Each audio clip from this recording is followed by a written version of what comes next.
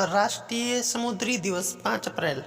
राष्ट्रीय समुद्री दिवस प्रत्येक वर्ष 5 अप्रैल को भारत में राष्ट्रीय समुद्री दिवस मनाया जाता है। इस दिवस का उद्देश्य भारतीय समुद्री क्षेत्र की रक्षा, प्रशिक्षण और संरक्षण की अनिवार्यता को चिन्हित करता है।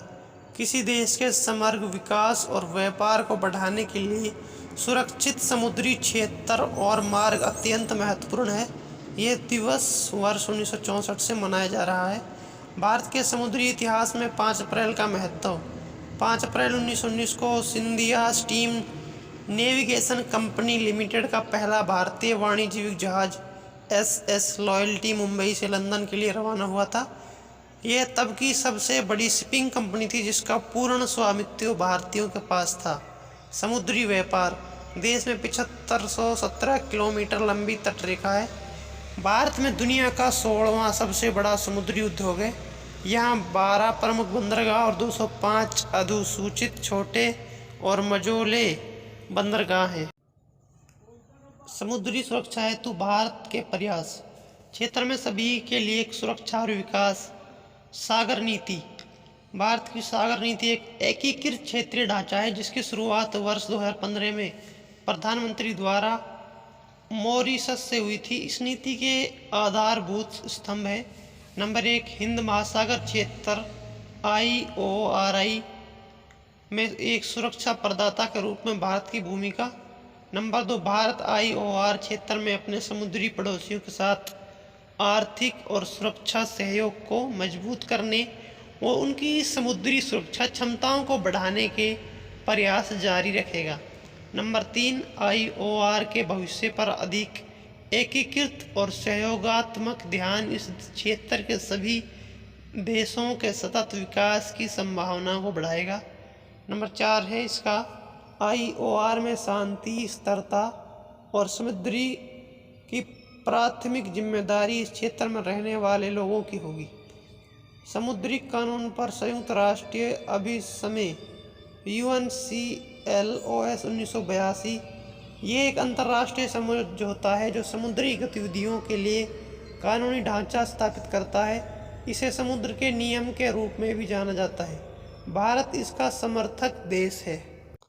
यह समुद्री क्षेत्रों को 5 मुख्य क्षेत्रों में विभाजित करता है, जैसे आंतरिक जल, पारदेशिक सागर, सन्निहित क्षेत्र, विशिष्ट आर्थिक क्षेत्र EEZ और हाई सीज।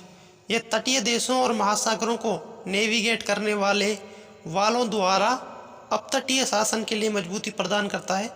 यह न केवल तटीय क्षेत्रों के अपतटीय क्षेत्रों का जोन है, बल्कि 5 संकेंद्रित क्षेत्रों में देशों ने अधिकारों और जिम्मेदारियों के लिए विशिष्ट मार्गदर्शन भी प्रदान करता है। मैरीटाइम इंडिया विभाजन MIV 2030 वर्ष 2021 में 10 वर्ष के मैरीटाइम इंडिया विभाजन विजन 2030 की घोषणा हुई थी। इसका उद्देश्य भारतीय समुद्री क्षेत्र का कायापलट करना है। MIV 2030 भारतीय समुद्री क्षेत्र के सभी पहलुओं को कवर करने वाले 10 विषयों पर आधारित है, जो है नंबर 1, सर्वश्रेष्ठ श्रेणी के बंदरगाह, बुनियादी ढांचे का विकास। नंबर 2 है लॉजिस्टिक्स, दक्षता और लागत प्रतिस्पर्धात्मकता या आदान प्रदान करने के लिए ड्राइव एक्सचेंज। थर्ड, प्रौद्योगिकी और नवाचार के माध्यम से लॉजिस्टिक्स दक्षता में वृद्धि और इसका सभी हितधारकों का समर्थन करने के लिए नीति और संस्थागत ढांचे को मजबूत करना। जहाज निर्माण, मरम्मत और पुनर्चक्रण में वैश्विक हिस्सेदारी बढ़ाना। अंतर्देशीय जलमार्गों के माध्यम से कार्गो और यात्रियों की आवाजाही में वृद्धि। महासागर, तटीय और नदी क्रूज क्षेत्र को बढ़ावा देना।